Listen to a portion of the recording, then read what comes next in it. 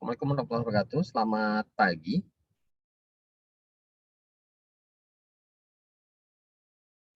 Halo. Oke. Suara saya bisa terdengar dengan baik dan slide share-nya udah terlihatkah? Sudah, Pak. Sudah, Pak. Oke. Sebentar, kayaknya saya harus kasih link satu lagi, link buat daftar hadir.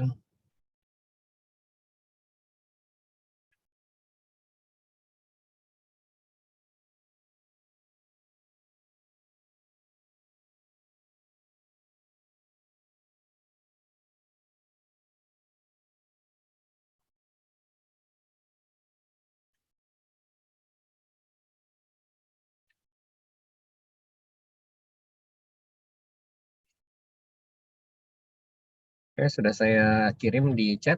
Anda bisa isikan daftar hadir di link yang saya kirimkan. Hari ini kita akan diskusi awal ya Mas ini tentang riset dan proyeksi nanti di masa depan itu kira-kira apa sih peluang kerja yang bisa rekan-rekan sekalian ya sasar ya gitu, atau targetingnya nanti mau kerja apa di masa depan. Jadi bisa disinkronize dengan risetnya atau dengan studinya. Jadi kan biasanya kita proyeksi dulu nih ke depan saya mau jadi apa sih. Nah kalau saya mau jadi apa, usahakan topik tugas akhirnya sesuai dengan bidang yang mau dituju.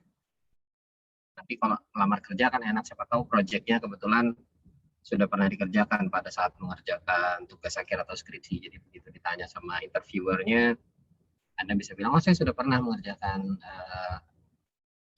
pekerjaan yang Bapak atau Ibu sampaikan. Nah itu kan enak seperti itu ya. Jadi terlihat kita sudah punya pengalaman walaupun pengalamannya masih di level research atau di level penelitian. Untuk itu kita juga perlu mempersiapkan kira-kira riset apa sih yang sebaiknya kita lakukan agar ketika kita kerja itu enggak basi lah, sederhananya seperti itu.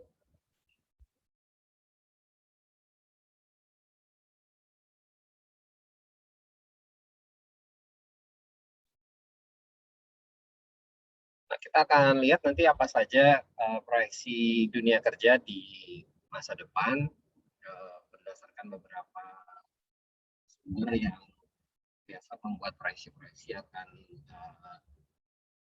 pekerjaan ataupun trending yang ada di dunia industri ya. Kemudian dari situ kita bisa menselaraskan nanti topik tugas akhir yang mau rekan-rekan ambil nanti itu seperti apa. Kemudian kalau kita mau meneliti pastinya kita perlu lab kan. Perlu lab atau mungkin kita perlu sesuatu yang asalnya dari pihak industri, entah itu kurikulumnya, tools ataupun di industri mungkin perlu something yang akan kita buat nantinya gitu ya. Jadi semua ini harus selaras lah agar nanti ketika bekerja ataupun ketika mau melamar pekerjaan setidaknya Anda sudah punya gambaran apa yang akan dilakukan atau minimal punya pengalaman sedikit gitu ketika Anda mengerjakan tugas akhir. Nah sekali lagi di dalam SIP ini kebetulan yang kami ajukan atau yang kita propose ke pihak Huawei itu salah satunya adalah outputnya Anda bisa menulis proposal penelitian atau proposal yang akan diajukan sebagai skripsi Anda. Jadi mungkin nanti saya sih masih belum bisa lanjut berkoordinasi dengan pihak Prodi, agak mandek memang kemarin. Harapannya nanti dari pihak Prodi mungkin bisa mengadakan seminar kecil kalau memang di tempat kami kan kebetulan kita memisahkan antara seminar proposal dalam SKS tersendiri. Nah, mudah-mudahan juga itu bisa dilakukan di universitas yang lain sehingga nanti ketika kita di akhir dari program ini Anda bisa presentasi proyek penelitiannya dan itu akan bisa dilanjutkan dengan skripsinya rekan-rekan sekalian. Kira-kira seperti itulah tujuan akhir dari keseluruhan program SIB. Itu salah satunya. Salah duanya atau yang lainnya ya kita berharap Anda bisa lulus sertifikasi Huawei HCIA Datacom. Jadi ada dua output. Yang pertama tadi lulus sertifikasi karena ini namanya SIB ya, Studi Independen Bersertifikasi.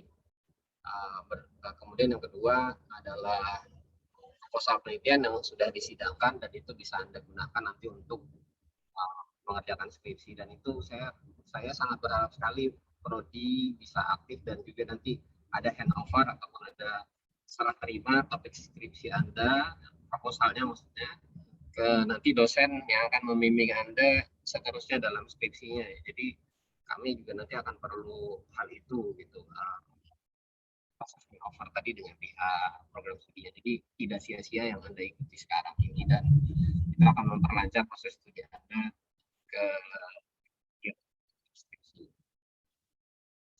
Nah, mari kita lihat dalam 5 tahun ya, 5 tahun sampai dengan 10 tahun ke depan. Nah, sebenarnya ada proyeksi sampai dengan 2030 ya. Tapi ini kita anggap saja di proyeksinya 2025. Dan harapannya mungkin Anda sudah lulus di rentang waktu sebelum 2025 ya. Jadi 2025 ini Anda mungkin pas lompat lagi untuk cari pekerjaan, bisa jadi seperti itu. Nah, ini mengambil data dari World Economic Forum dan juga IMF. Ya, sebenarnya ini juga yang IMF ini adalah penelitinya World Economic Forum juga. Di sini ada profil negara kita, Indonesia, di mana angkatan kerja pada tahun 2025 ini diperkirakan ada 153 juta. Jadi ada sekian itu ya yang akan bekerja atau aktif bekerja. Nah, ada pergeseran atau shifting. Jadi dalam dunia kerja sebenarnya shifting itu hal yang biasa. Shifting itu adalah hal yang biasa. Sederhana gini, mungkin di 5 atau 10 tahun sebelum sekarang itu belum ada pekerjaan gamer, belum ada pekerjaan YouTuber. Nah, tapi di 2-3 tahun belakangan kan kita tahu bahwa YouTuber dan gamer itu adalah pekerjaan yang cukup menjanjikan, bahkan mungkin penghasilannya bisa lebih besar daripada dosen, sangat besar sekali, bisa ratusan juta, bisa mungkin kalau yang punya sponsor segala macam seperti podcastnya Om Deddy Corbuzier itu bisa sampai miliaran dapatnya. Dia naruh uang aja di atas meja podcastnya itu 1,5 miliar gitu, 500 juta gitu. Itu uang receh mungkin buat beliau gitu. Jadi ya di Indonesia YouTuber dan gamer itu bisa jadi penghasilan atau bisa dipakai buat hidup untuk sekarang. Kemudian apa saja sih yang akan diterapkan di masa depan? Salah satunya adalah adopsi teknologi cloud computing. Nah, cloud computing seperti yang kita tahu tidak akan berjalan kalau nggak ada network, nggak ada jaringan, tidak ada internetnya. Jadi salah satu key factor dalam cloud computing adalah jaringan, network. Kemudian juga big data ini akan banyak diadopsi ya. Tentu saja bukan hanya big datanya, tapi juga kalau datanya sudah banyak itu mau diapain? Ya, pastinya ada data science nanti, ada juga AI, machine learning, deep learning yang akan digunakan untuk mengolah data-data yang sangat besar ini jumlahnya. Jadi kalau datanya sudah besar, kompleks, kemudian juga masalah yang ingin dipecahkan dengan data tersebut itu cukup ribet rule-nya, ketimbang kita bikin rule based programming, lebih baik kita pakai machine learning atau deep learning atau AI lah secara garis besarnya.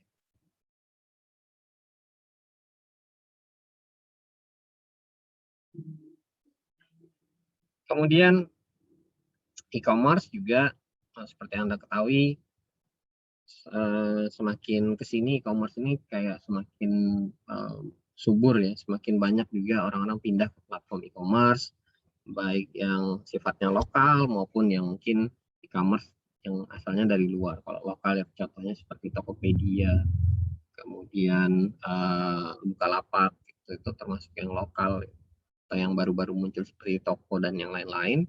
Kemudian kalau dari luar, ya Lazada itu termasuk dari luar, Shopee juga dari luar. Ini contoh-contoh platform e-commerce yang dari luar. Dan ini nanti akan menjadi semakin besar gitu. Jadi orang mungkin akan malas untuk buka toko atau buka gerai di mall, lebih prefer untuk jualannya di e-commerce, di platform-platform e-commerce. Apa saja teknologi yang akan diadopsi? Lebih detailnya kita bisa lihat di ini Indonesia ya. Kalau Anda untuk menyasar di pangsa pasar internasional, kan saya tidak berminat bekerja di Indonesia karena mungkin tantangannya kurang atau gajinya kecil gitu ya. Anda mungkin prefer untuk kerja di luar negeri gitu, misalkan di Singapura, di Malaysia ataupun di luar. Yang slide yang bagian sebelah kanan ini adopsinya mungkin agak berbeda. Nanti akan saya kasih sumbernya.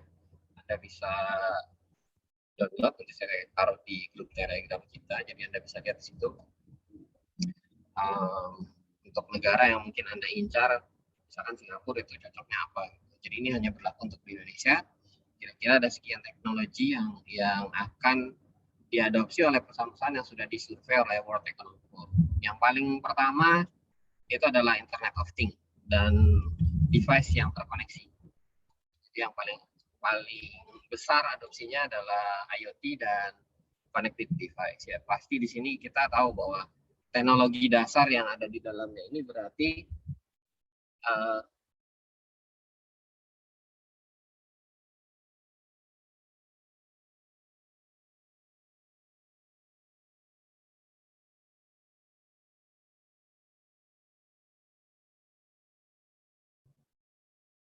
jadi teknologi yang mendasari Internet of Things dan connected device itu pastinya adalah jaringan komputer.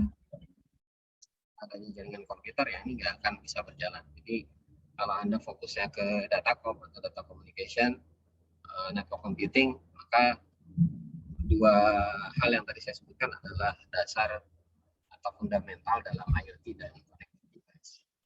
Kemudian kalau sudah terkoneksi, device-device tersebut tentu saja perlu keamanan.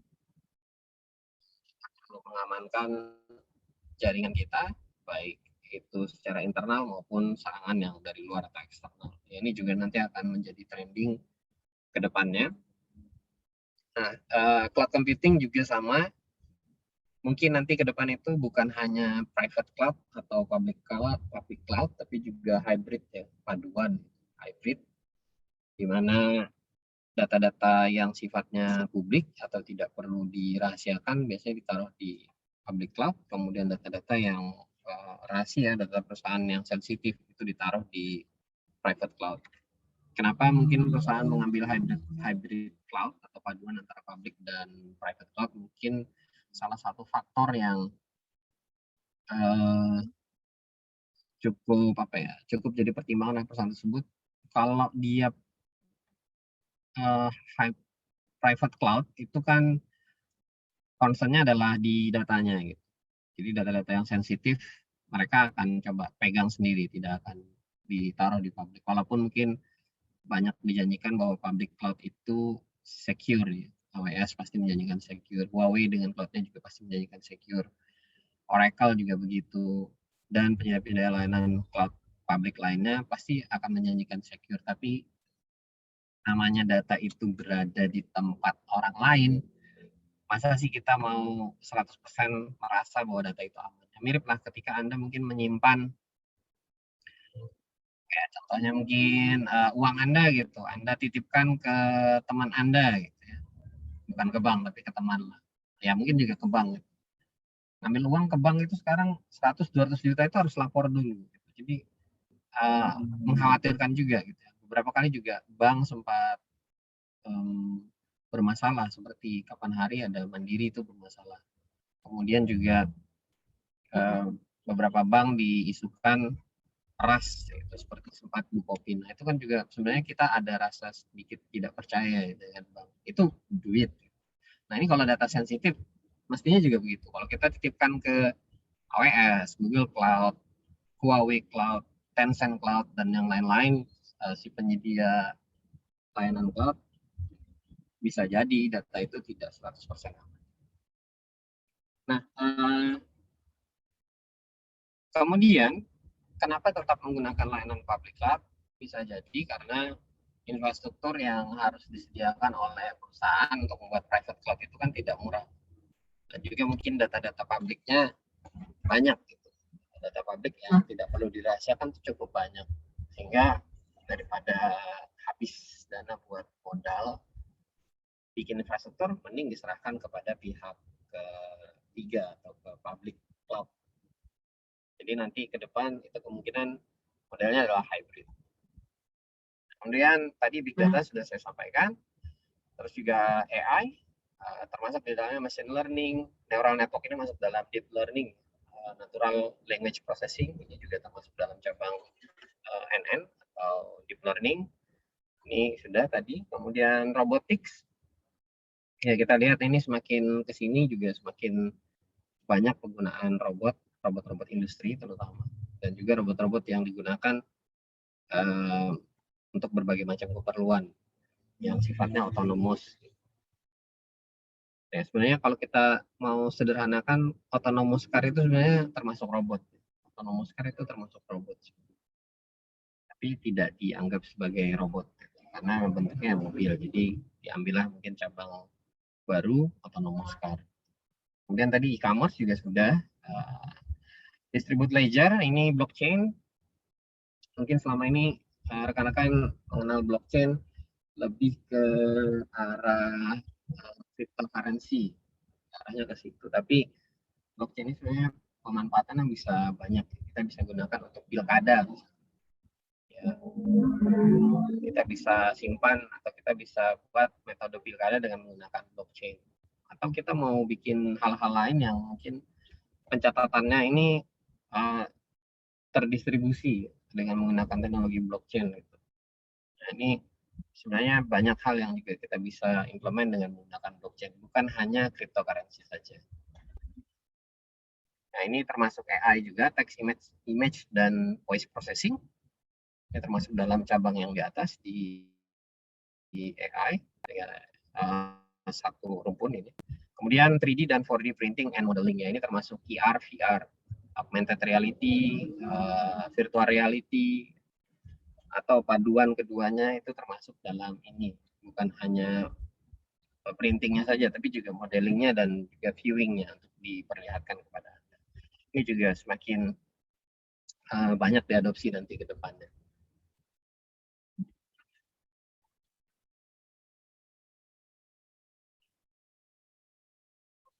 Salah satu faktor yang mendukung percepatan shifting tadi ya, adopsi teknologi tadi di Indonesia adalah pandemi COVID-19 yang sedang terjadi sekarang ini. Jadi selama kurun waktu 2 tahun belakangan, 2020 sampai dengan 2021 ini, COVID-19 sebenarnya sukses mendorong transformasi digital di banyak sektor di Indonesia. Jadi ada akselerasi yang cukup tinggi sehingga orang-orang sekarang ya mungkin tidak asing lagi dengan net meeting seperti ini.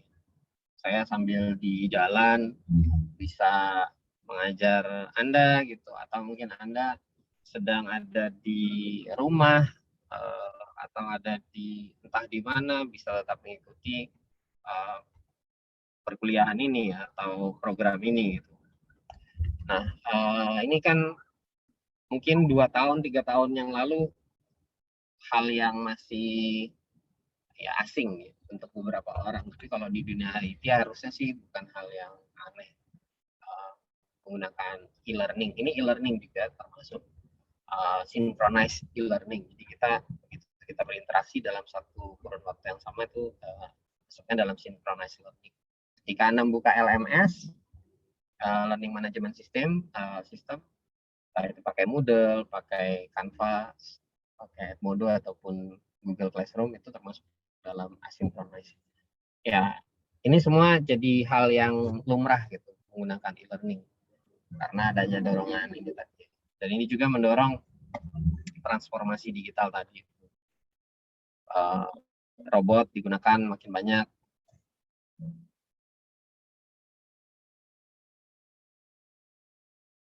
Kemudian juga cloud mungkin semakin banyak juga digunakan. Kemarin mungkin kalau kita lihat di Zoom meeting dia hanya menggunakan satu data center saja, sekarang sudah banyak data center yang dia gunakan, yaitu pastinya juga menggunakan cloud. Sangat jarang ya penyedia layanan seperti Zoom itu punya data center sendiri. Biasanya dia juga akan pakai cloud based data center itu, entah dia sewa ke AWS ataupun ke provider yang lain. Nah, kalau dari Kemangkiu sendiri ini juga punya dukungan SDM Indonesia ini diharapkan siap untuk transformasi digital. Jadi Anda diharapkan kalau orang awam atau orang yang non IT diharapkan mampu bertransformasi dengan dunia digital, Anda yang berada di dunia IT juga harusnya lebih baik lagi atau lebih kencang lagi berlarinya dalam proses transformasi digital.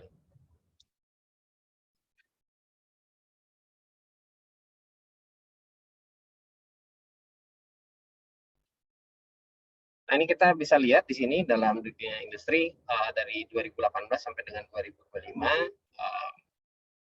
yang diimplementasikan itu cloud computing paling banyak.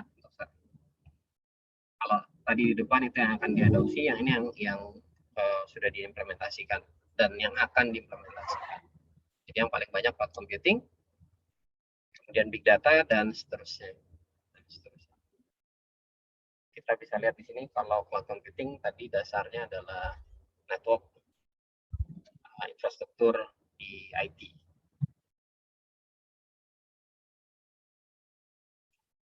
Kemudian beberapa kampus, beberapa industri itu merasa mungkin kurang dengan output dari kampus, ya, misalnya lulusan sarjana dan yang lain-lain dari kampus, sehingga beberapa perusahaan, contohnya seperti Telkom, ini mulai mendirikan sendiri universitasnya ataupun perguruan tingginya. Contohnya ITB Telkom, gitu ya, atau Telkom University. Kemudian ada Pertamina dengan Universitas Pertamina. Kalau di Malaysia ada Petronas University. Jadi ini hal-hal yang mendorong perusahaan untuk mendirikan universitas itu salah satunya mungkin nih, saya sih meraba-raba saja motivasi dari perusahaan-perusahaan tersebut. Mereka tidak merasa puas dengan lulusan dari perguruan tinggi yang ada, sehingga mereka membuat sendiri perguruan tinggi mereka yang didesain mungkin kurikulumnya, kemudian juga style pengajarannya, dan juga mungkin kultur yang mereka turunkan di dalam perguruan tinggi mereka itu akan siap nantinya lulusannya untuk langsung bisa bekerja di dalam perusahaannya mereka. Pun kalau misalkan ke luar juga sebenarnya masih ini ya, masih menjual lah ibaratnya. Ketika nanti Anda lulus dari ITB Telkom, Anda ingin melamar ke perusahaan yang lain, tidak ada masalah gitu. Dalam artian kurikulumnya memang sudah didesain untuk siap diterima oleh dunia industri. Nah, itu salah satu keunggulan menurut saya di perguruan tinggi yang dibuat oleh para perusahaan besar lah, biasanya seperti itu. Nah, tapi ada juga perusahaan besar yang mungkin mereka tidak ingin keluar dari core bisnisnya mereka. Mereka bermitra dengan perguruan tinggi. Jadi mereka bermitra dengan perguruan tinggi seperti Cisco gitu, dengan network akademinya. Kemudian juga di sini contoh Honeywell ya. Ini mereka bekerja sama dengan STI ITB untuk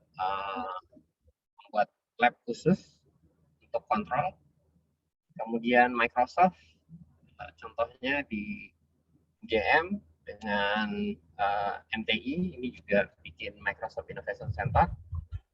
Ya, ini contoh-contoh di mana dunia industri itu berkolaborasi dengan perguruan tinggi untuk menginjek kurikulum industri, baik itu dalam kegiatan lab maupun dalam kegiatan pengajarannya. Sama dengan Huawei, bermitra dengan berbagai macam perguruan tinggi di Indonesia, mengadakan program Huawei ICT Academy, kemudian juga beberapa program di Huawei tersebut selain memberikan kurikulum, sertifikasi, juga ada hibah ya, ada hibah peralatan yang bisa kita dapatkan dari pihak Huawei. Jadi sinergi industri dengan perguruan tinggi ini sekarang bukan hal yang asing. Jadi kalau saya malah berpikiran itu wajib aja ada sinergi antara perguruan tinggi dengan pihak industri. Biar kurikulumnya upgrade terus lah, tidak obsolete gitu. Karena kan industri biasanya lebih cepat dalam adopsi teknologinya ya, ketimbang di perguruan tinggi.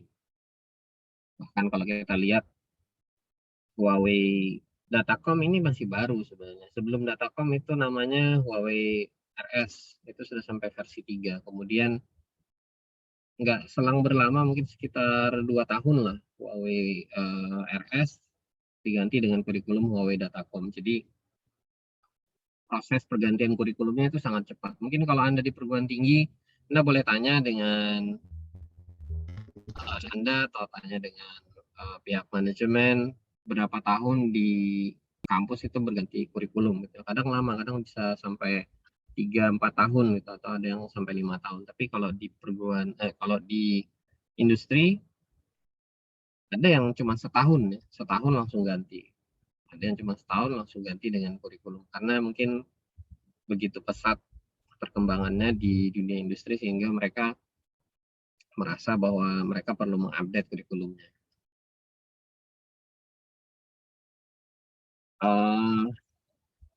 Nah, ini adalah topik-topik tugas akhir yang mungkin nanti bisa Anda ambil atau Anda propose, Anda usulkan, Anda buat dalam proposal penelitian seperti itu. Kita konsentrasinya di sini ya, di yang saya beri warna merah. Ini masuk dalam kelompok Datacom lah, anggap saja seperti itu. Ini masuk dalam kelompok Datacom.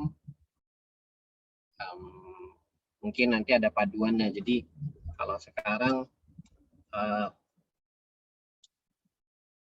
konon lebih baik kita memadukan keilmuan kita dengan subkeilmuan bidang lain. Jadi bukan hanya di murni misalkan Datacom saja gitu. Nah, itu boleh juga seperti itu, tapi akan jauh lebih baik kalau misalkan kita bisa memadukan dengan cabang ilmu yang lain yang masih berhubungan tentu saja. Misalkan nih, saya ambil contoh, kita mau memadukan AI dengan IoT dan internet gitu ya, atau dengan jaringan. Nah, itu seperti itu akan jauh lebih baik. Tapi tentu saja semakin banyak Anda memadukan cabang-cabang ilmu tadi, juga akan semakin banyak juga yang harus Anda pelajari.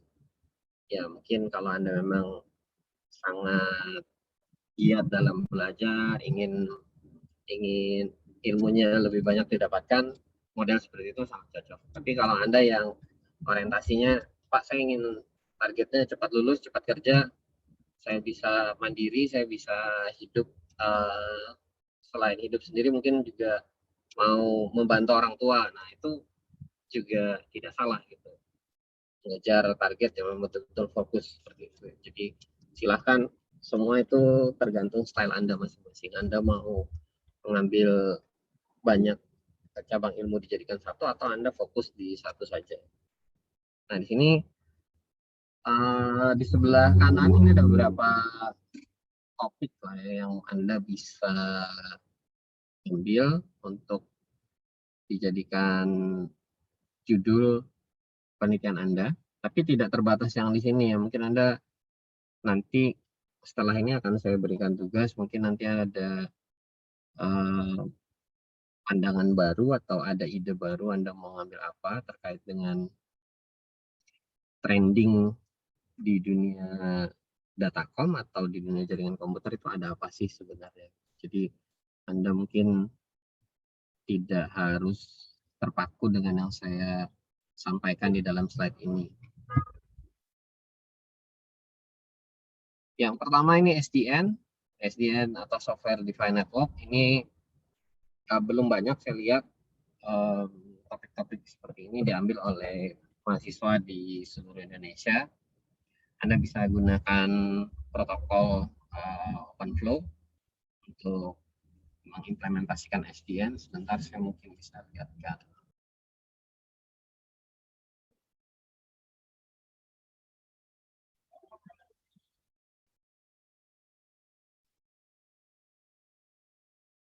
Sudah terlihat browser saya? Sudah, Pak. Oke. Nah, ini kalau kita lihat di arsitekturnya SDN ini, dia memang memisahkan antara control plane dengan data plane. Jadi antara data dan kontrol itu dipisahkan. Ini salah satu saja saya ambil contohnya.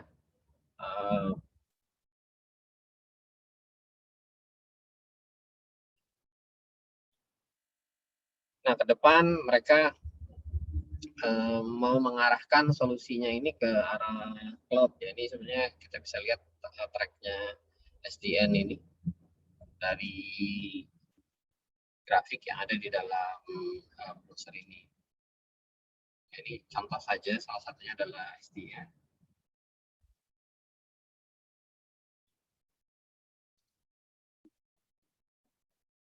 Kemudian yang juga lagi trending kalau di dalam Wi-Fi itu ada WPA3. Nah, ini jadi bisa Anda ukur performance-nya. Misalkan Anda mau ukur dengan menggunakan iPerf 3 atau 2 gitu ya, toolsnya iPerf 3 atau 2. Kemudian nanti misalkan dimodelkan jaringannya dalam jaringan IP versi 4 seperti apa, IP versi 6 seperti apa. Jadi nanti dibandingkan gitu. Karena yang lebih bagus performance-nya dalam mendeliver data. Nanti dianalisa gitu. Misalkan yang banyak drop paketnya yang mana, apa penyebabnya. Itu dari performance pengiriman data. Atau mungkin Anda mau cek dengan exploit tools atau dengan tool hacking wireless LAN gitu ya. Mana yang bisa membobol WPA3 ini dengan cepat, atau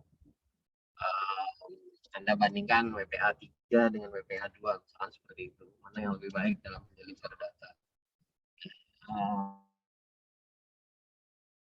Ini modelnya perbandingan, jadi Anda harus buat dua, biasanya seperti itu. Ada dua skenario ya. Misalnya kalau tadi IP6 dijadikan dalam jaringan Wi-Fi dengan menggunakan rekaman web, skenario pertama, skenario keduanya Anda di versi seperti itu. Kemudian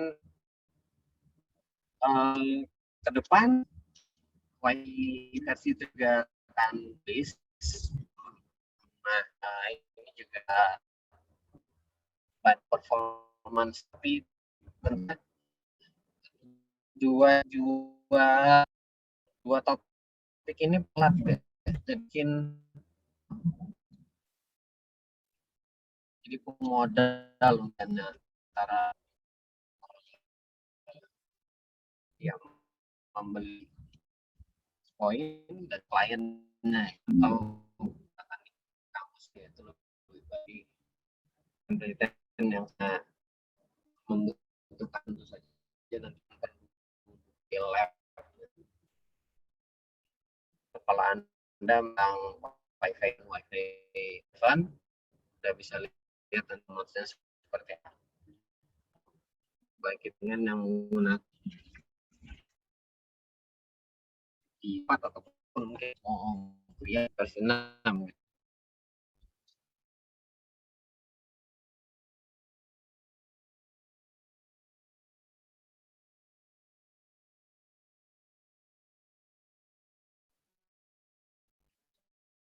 Berikutnya di mobile bahwa Indonesia tahun 2020 ini mulai menggelar 5G di beberapa, mungkin masih banyak tapi uang sebenarnya Anda mencoba.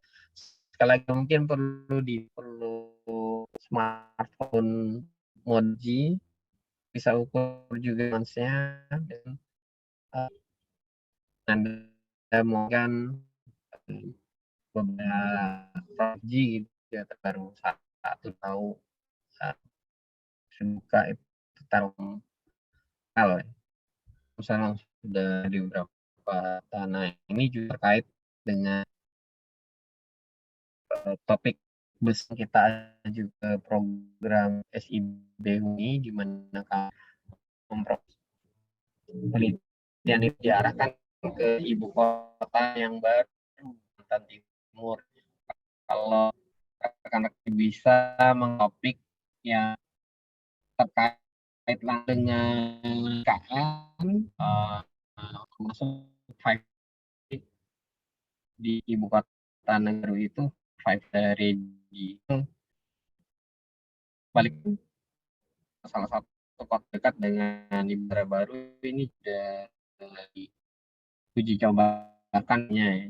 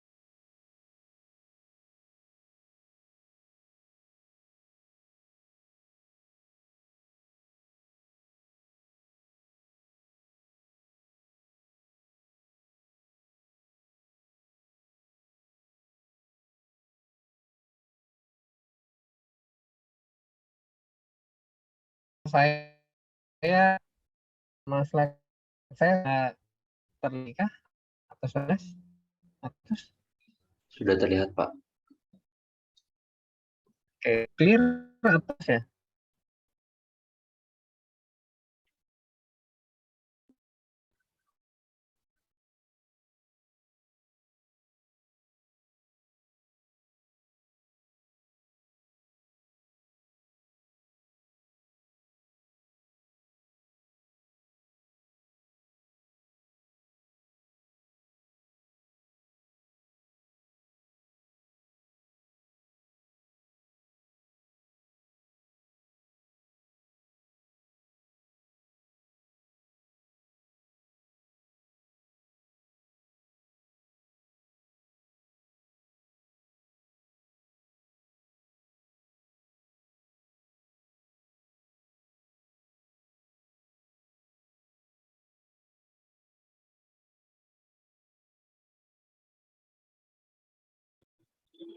Suara saya bisa terdengar Rizka? Sudah, Pak. Ada yang bisa? Oke, terima kasih. Tadi sampai putus kayaknya mobile ya. Oke, di mobile tadi saya sudah melihat sedikit sampai di mobile ini sudah diuji beberapa kabupaten kotanya. Salah yang dapat adalah ada kawasan PN Balikpapan.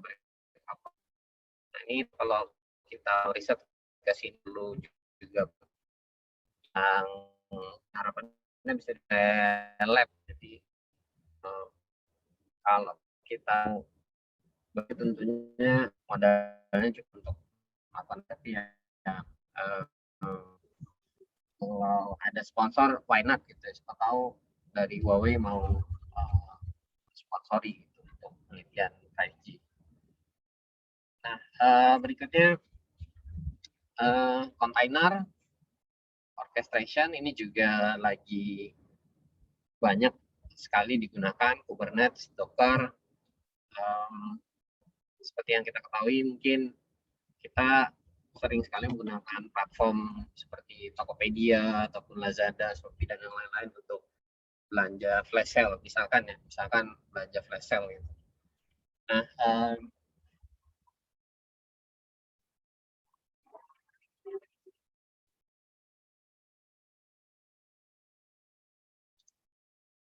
kalau dulu kita belanja flash sale ini sering sekali kejadian, masih tahun berapa ya, Xiaomi baru pertama kali muncul dengan Redmi One S. Nah, itu tiap kali dia flash sale di Lazada, biasanya satu Lazada itu down, satu situs Lazada itu down. Tapi dengan adanya container ataupun microservice,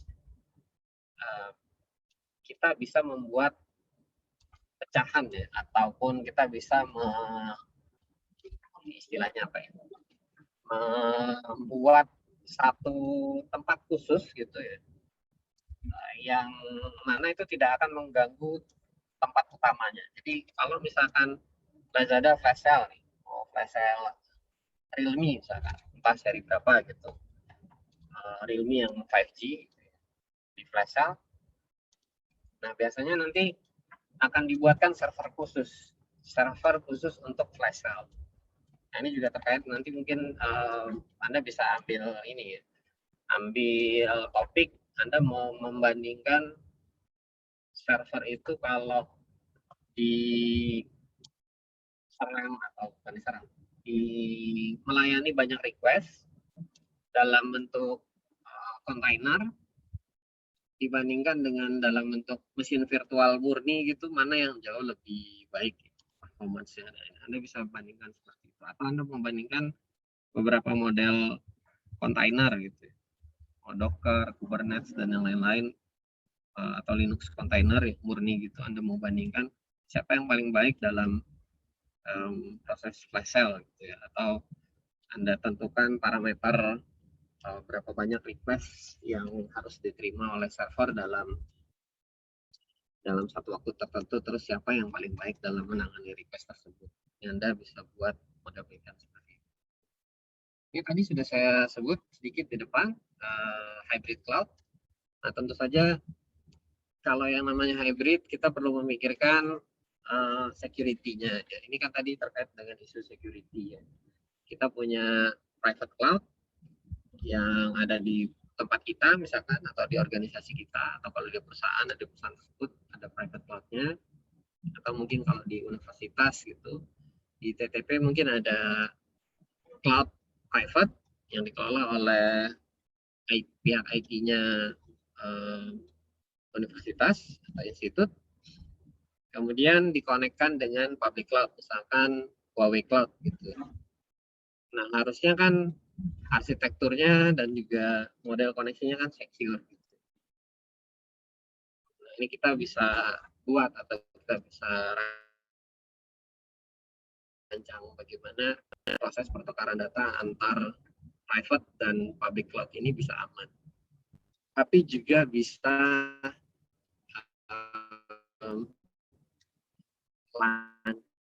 itu kan berarti ada overhead-nya. Kalau kita pakai tunnel gitu dari private ke public dan sebaliknya kita masukkan ke tunnel, kalau kita masukkan ke tunnel tentu saja akan akan ada overhead untuk security-nya, ada enkapsulasi tambahan gitu. Nah, mana yang paling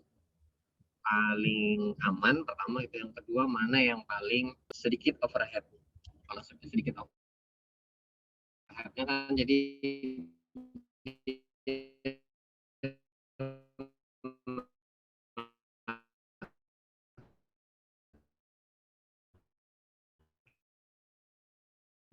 Kemudian IoT tentu saja bukan menangkap apa untuk di-triggerkan apa, tapi artificial intelligence, IoT yang berbasiskan artificial intelligence. Jadi mungkin datanya sudah jutaan gitu. Dari situ kita bisa mungkin prediktif ya. Jadi kita bisa prediktif. Ambil contoh apa ya? Mendeteksi banjir misalkan atau kita mau mendeteksi ya banjir aja deh. Banjir misalkan ya. Banjir, kalau kita punya data yang sudah cukup banyak itu kita bisa buat prediktifnya gitu. Kira-kira dalam misalkan bulan depan atau 6 bulan ke depan ada banjir atau enggak. Nah, ini kita bisa embed AI dengan IoT kita. Jadi topik ini juga menarik ya. Jadi bukan hanya sekedar mensensor sesuatu saja, tapi juga ada fungsi prediksinya. Nah, fungsi prediksi ini bisa adaptif, maksudnya dia bisa berubah kalau datanya semakin banyak. Mungkin tebakannya kalau datanya sedikit masih kurang baik ya, maksudnya tebakan itu prediksinya atau estimasinya masih kurang baik. Tapi kalau dia sudah datanya banyak gitu, kemudian polanya sudah mulai terbentuk dan bisa dibaca oleh AI-nya atau machine learning-nya, maka biasanya tebakannya akan semakin akurat gitu. Walaupun mungkin tidak bisa 100%, tapi ya mendingan lah. Itu bisa kita jadikan bahan buat pengambilan keputusan. Kalau misalkan bulan depan itu banjir, kita mau apa mitigasi bencananya. Ini contohnya untuk mitigasi bencana. Kemudian yang contoh lain yang juga sudah pernah diimplement sama Huawei ini, Huawei menggunakan platform AI dan cloud dan juga IoT ini paduan, betul paduan. Jadi mereka memasang alat di hutan untuk melindungi hutan tersebut.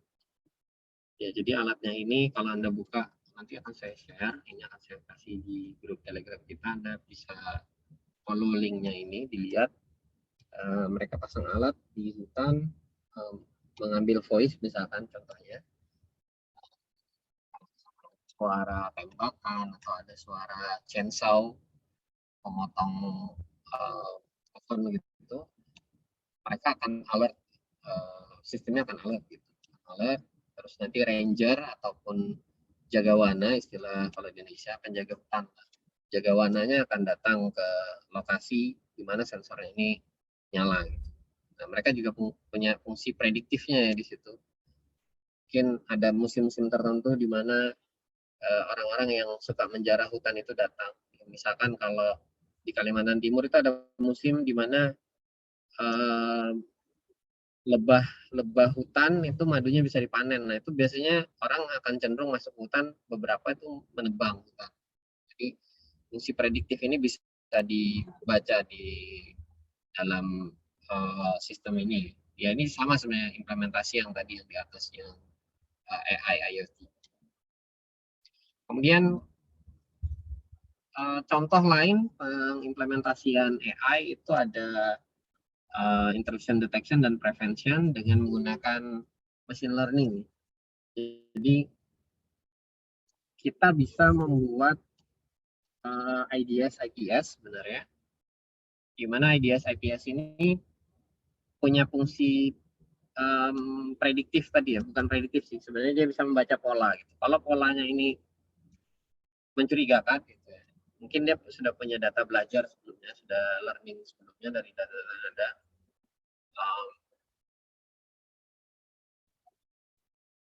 dari pola yang ada itu bisa ketahuan atau bisa diketahui bahwa oh ternyata situs ataupun apa yang dijaga oleh IDS, misalkan server gitu atau router atau switch itu lagi diserang. Entah dia lihat dari MRTG-nya ataupun dari pattern yang lain. Jadi bisa dibuat dengan menggunakan machine learning. Tentu saja harus ada data belajarnya dulu. Oleh yang di label gitu ya. Di label mana yang patternnya serangan mana yang ternyata itu cuma heavy download aja, misalkan ada orang ngedownload besar-besar ya, itu juga kan trafficnya pasti tinggi. Tapi ada juga yang modelnya serangan, misalkan dia banyak membuka port atau port scanningnya jalan, itu kan bisa dilihat, sebenarnya bisa dipelajari patternnya atau pola. Yang dipelajari itu adalah machine learning, tidak perlu network administratornya yang belajar. Cukup mesin, nanti tinggal mesinnya akan mengalert atau memberikan informasi ke admin bahwa servernya ataupun router atau device networknya lagi diserang berdasarkan pattern yang dipelajari oleh si machine learning. Nah, kemudian yang berikutnya ada IP versi 6 atau IPv6. Ya, ini agak aneh juga di Indonesia. Negara-negara Asia Tenggara itu sebenarnya sudah cukup banyak yang adopsi IP versi 6 ya, tapi kita sendiri mungkin masih sedikit sekali yang mau adopsi IP versi 6. Ya, ini mungkin bisa dieksplor apa saja sih strategi-strategi untuk migrasi, misalkan dual stack itu maksudnya IP versi 6 dan IP versi 4 berjalan di device yang sama secara simultan. Jadi kita tidak perlu mematikan IP versi 4-nya, atau kita juga tidak perlu beli alat baru. Jadi satu alat bisa dipakai, atau tadi dual stack tadi, IP versi 4 dan IP versi 6 berjalan bersama. Misalkan seperti itu strateginya. Atau strateginya ditunnel atau ditranslasikan. Ditunnel IP4 dalam IP6 atau sebaliknya, atau ditranslasikan IP4 ke IP6 atau sebaliknya. Ya, ini menarik untuk dieksplor dalam penelitian strategi apa yang paling cocok. Misalkan untuk ibu kota negara baru nanti apa sih yang paling cocok? Ya dual stack kah atau mau translasi? Yang berikutnya yang juga menarik masih dalam topik SDN, misalkan kita mau buat arsitektur yang high availability atau bisa automatically failover ya, kalau misalkan salah satu node itu down atau node-nya nggak berfungsi. Nah, ini juga menarik untuk dieksplor. Biasanya high availability ini nanti juga terkait dengan cloud di atas. Bagaimana cloud itu bisa menjaga tingkat layanannya atau SLA-nya agar nggak down. Kalaupun down cuma terjadi sebentar, terus nanti dia langsung up lagi karena ada backupnya atau failover.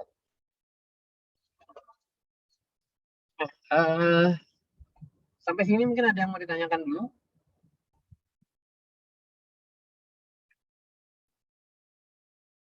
Ada yang mau nanya?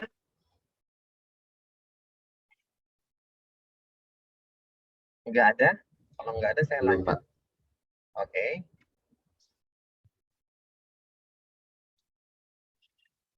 Ini saya ambil contoh di kampus saya ya. Kampus saya kebetulan ada beberapa kerjasama dengan pihak industri.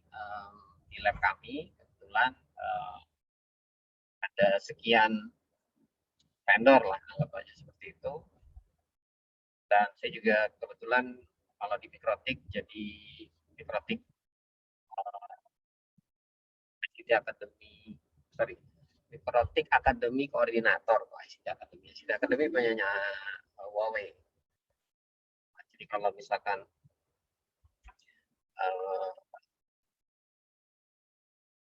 kita mau bikin akademi, ya itu tentu saja biasanya yang dihubungi adalah koordinator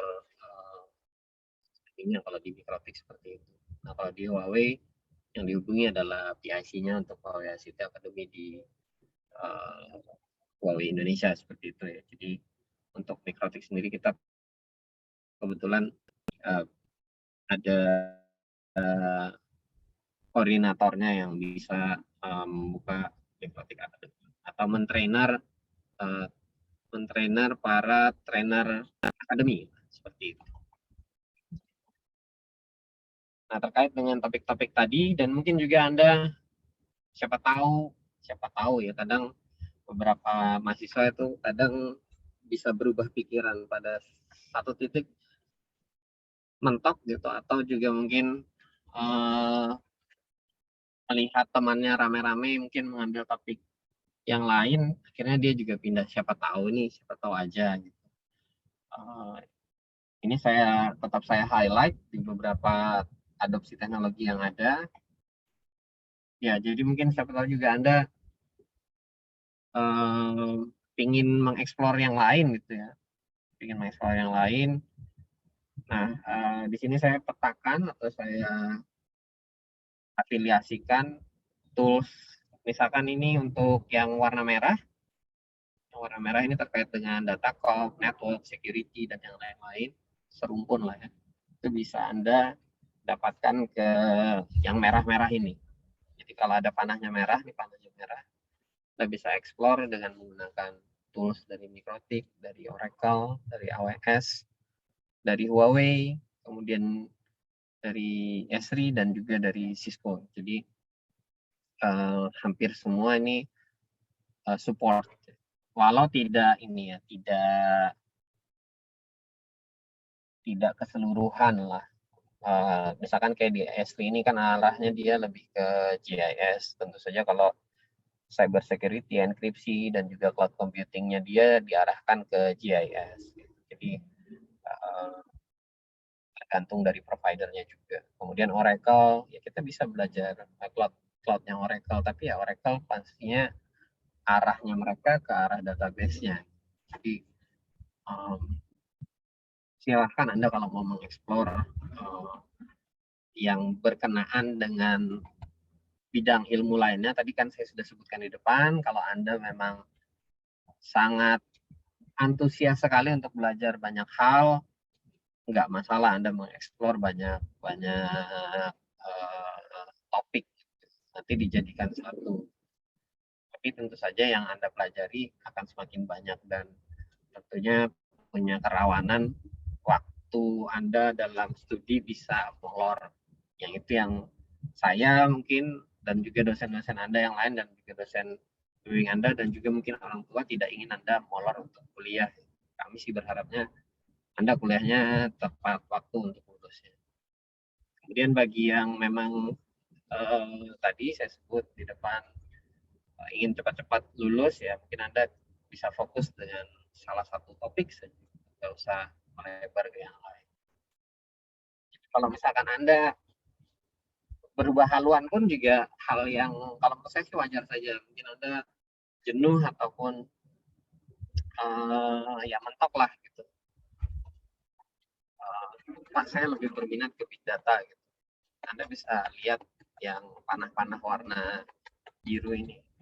Anda bisa dapat dari Oracle, Anda bisa dapat dari AWS, dari Esri, tapi Esri sekali lagi big datanya ada, tapi dia big datanya arahnya ke sekali lagi GIS, Geographical Information System. Oke,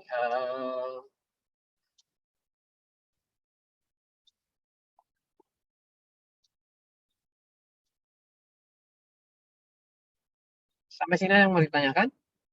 Ini slide paling akhir sebelum saya memberikan Anda tugas. Apakah ada yang mau bertanya dulu?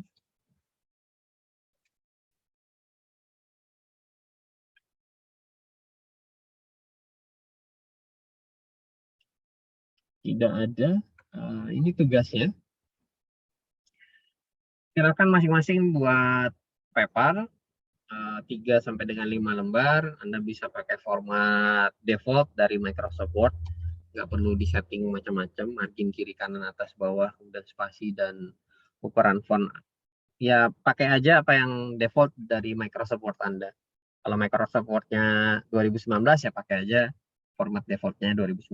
Yang 2013, pakai aja yang 2013 misalnya. Atau yang pakai Office 365, pakai aja format default-nya. Nggak usah Anda macam-macamin, langsung jalan aja, tulis makalahnya terkait dengan teknologi yang terupdate, yang terkini, yang sekarang lagi trending, atau yang akan kedepannya itu digunakan oleh pihak industri ataupun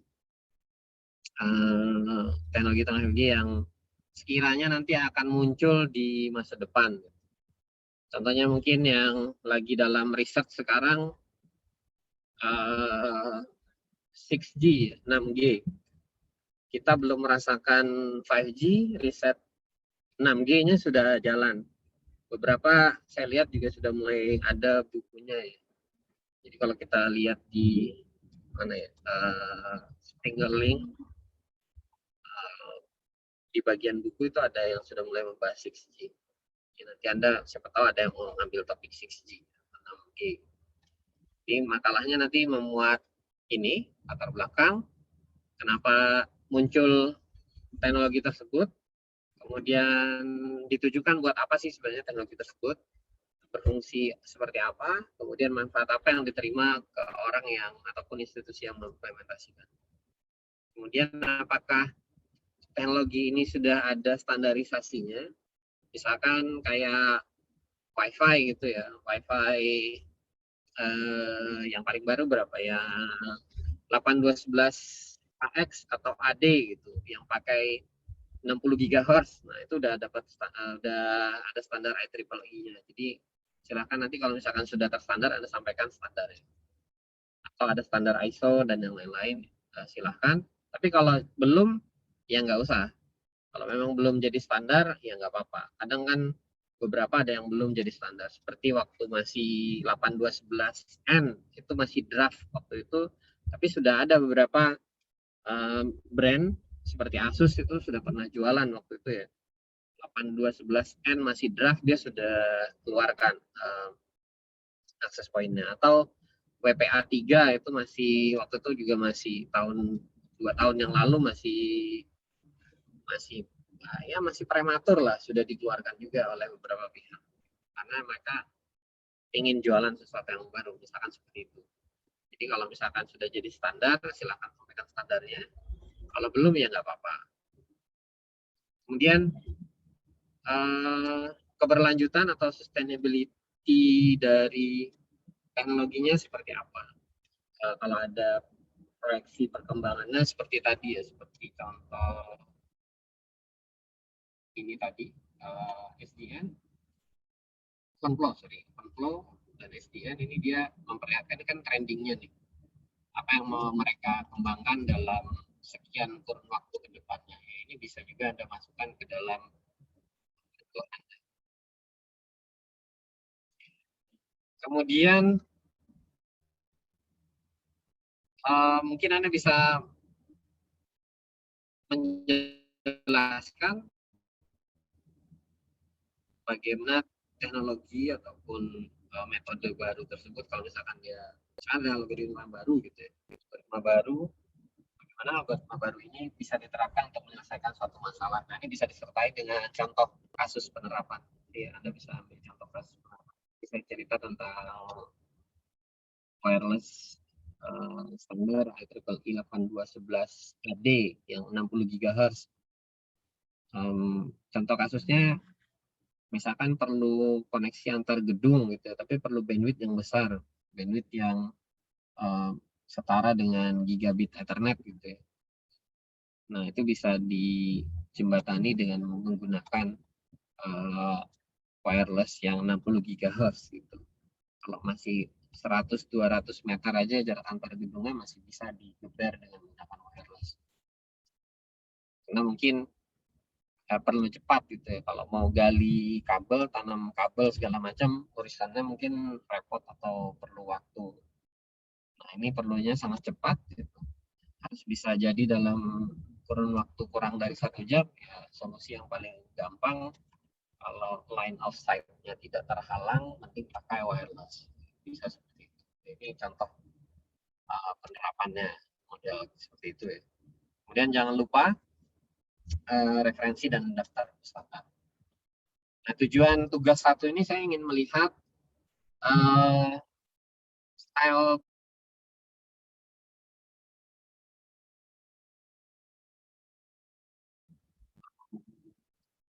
yang perlu diperbaiki agar nanti ketika Anda menulis proposal penelitian, diharapkan sih sudah minor ya, revisinya itu dari minor.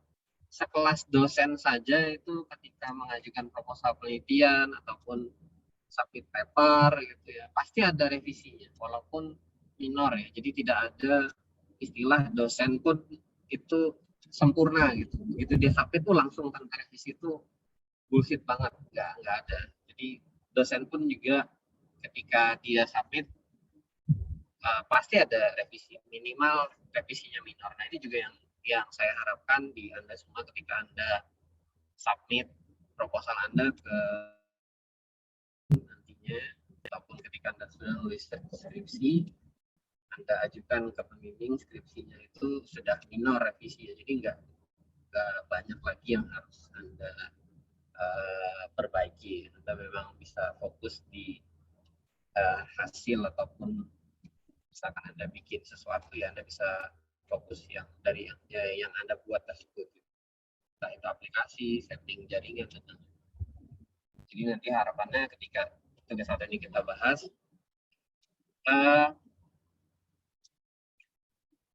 karena sini bisa diselesaikan satu hari ini ya, besok itu sudah bisa Anda submit tugas yang pertama. Kan nggak banyak ya, 3-5 lembar ini cepat aja bisa dikerjakan. Mungkin itu yang bisa saya sampaikan. Ada yang mau ditanyakan? Untuk ngirim tugasnya nanti di mana ya Pak? Nanti saya kirim Google Form, nanti Anda bisa upload di situ. Detailnya nanti akan saya kirim di situ. Oke Pak. Sama mau minta PPT-nya Pak?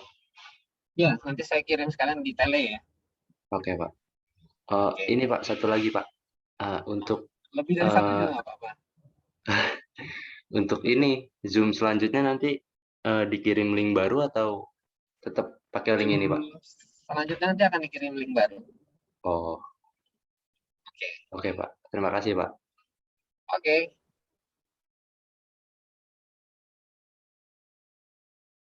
Nanyanya boleh lebih dari satu kok. Oke, kalau tidak ada yang mau ditanyakan, untuk pertemuan kali ini saya cukupkan. Terima kasih atas perhatian dan kerjasamanya. Assalamualaikum warahmatullahi wabarakatuh. Selamat pagi. Waalaikumsalam warahmatullahi wabarakatuh. Terima kasih Pak. Sama-sama. Izin live ya Pak.